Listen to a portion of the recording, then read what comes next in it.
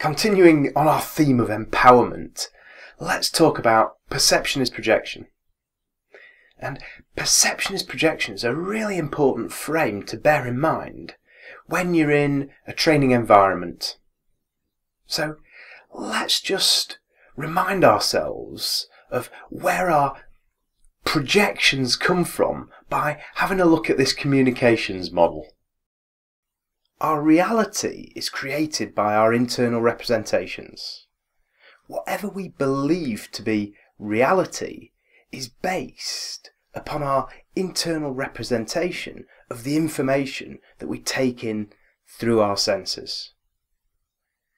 Don't forget that our internal representations are formed as a result of our filtering the information that we take in through our senses, because we can only handle 7 plus or minus 2 pieces of information per second out of the 2 million that we take in.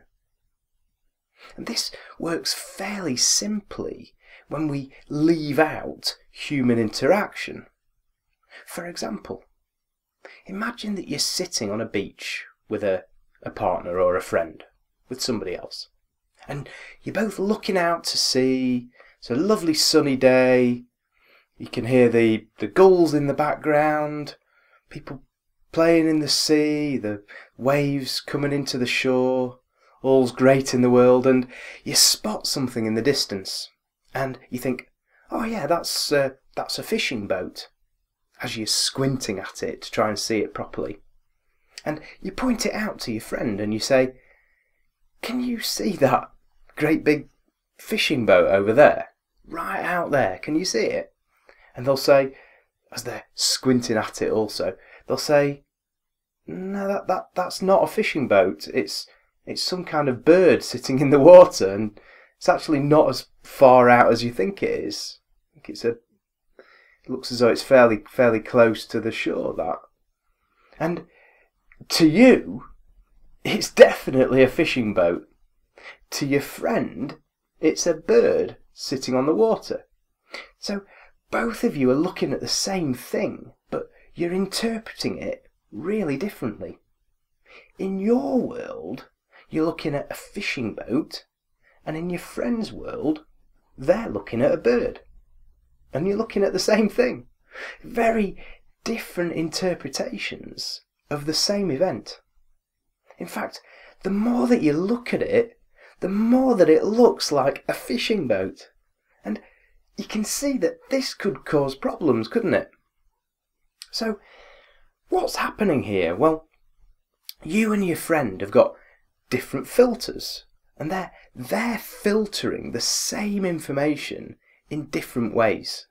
So, based on what you've seen before, your unconscious mind is reporting to you a likeness to a fishing boat that you've seen in the past.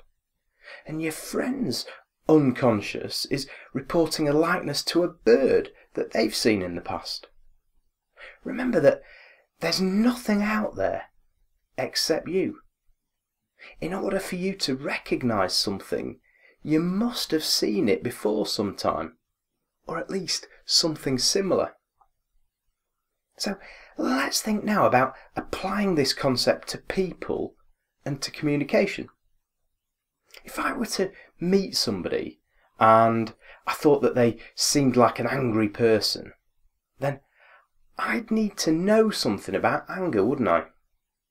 In order to recognise it in somebody else, or think that I recognise it in somebody else, then I must know what anger looks like, mustn't I?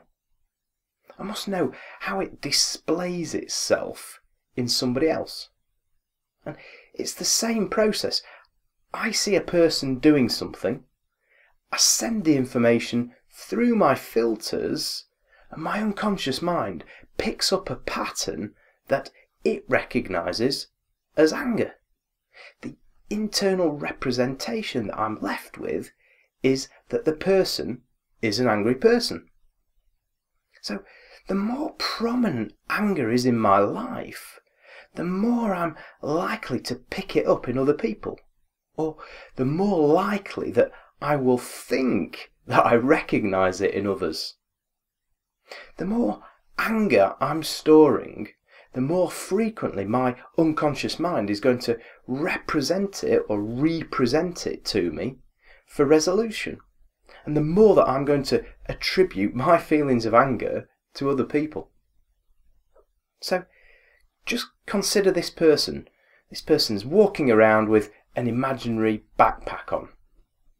And at this time in their life, they're experiencing quite a bit of anger. They're effectively carrying around a backpack full of anger. And when they see other people, they can't help but notice this same negative emotion in them. They're projecting their anger onto other people and attributing it to them. The same could happen with sadness or with guilt. The more of it that we carry around, the more frequently our unconscious mind will bring it up for us, and the more frequently we may think that we see it in other people.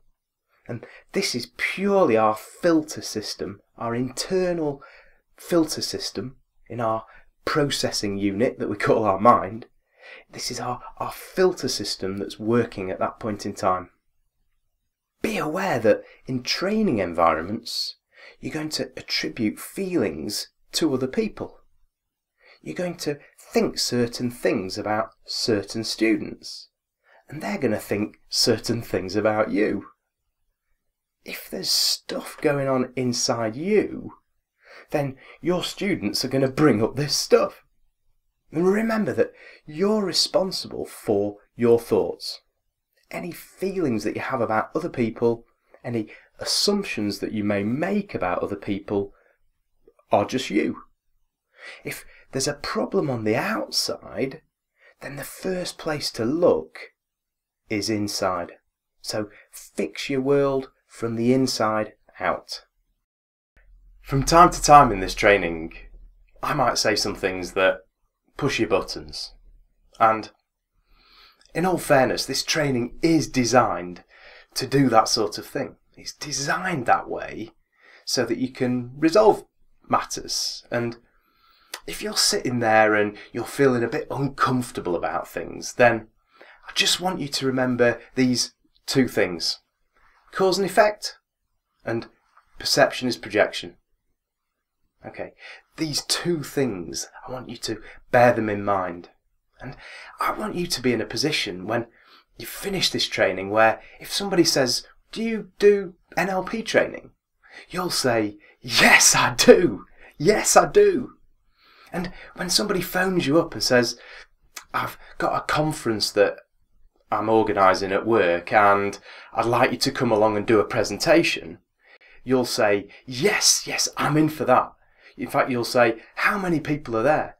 And when they say, "Oh, between 1 and 200, you'll say, 200? Yes, bring it on. The more the merrier. The more the better. That's the position that I want you to be in when you finish this training.